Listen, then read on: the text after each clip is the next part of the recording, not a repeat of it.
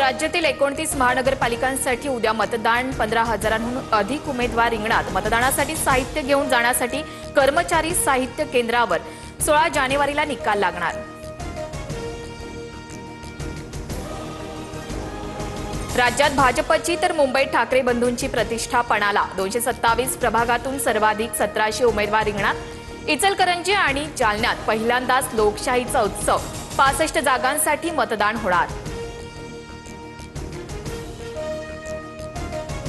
परप्रांतीयांना मारणे हा मराठी माणसांचा विकास नाही। मराठीच काय अमराठी माणूसही ठाकरेंसोबत नाही। फडणवीसांची राज ठाकरेंसह उद्धव ठाकरेंवर टीका।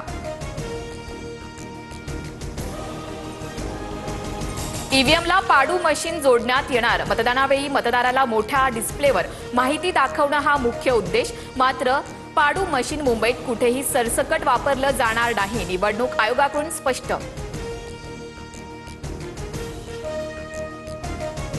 ईव्हीएमला नवं मशीन जोडण्यासंबंधी आधी का माहिती दिली नाही? प्रचार संपला तरी मतदारांना भेटण्याची मुभा का? राज ठाकरेंकडून निवडणूक आयोगावर आरोपांच्या फैरी। दहिसरमधील गोराईत विमानतळासाठीचे हाय फ्रिक्वेन्सी रडार स्थानांतरित करण्याचा निर्णय। भारतीय विमानतळ प्राधिकरणाच्या निर्णयाला केंद्राची परवानगी। गोराई परिसरातील पुनर्विकासाचा मार्ग मोकळा।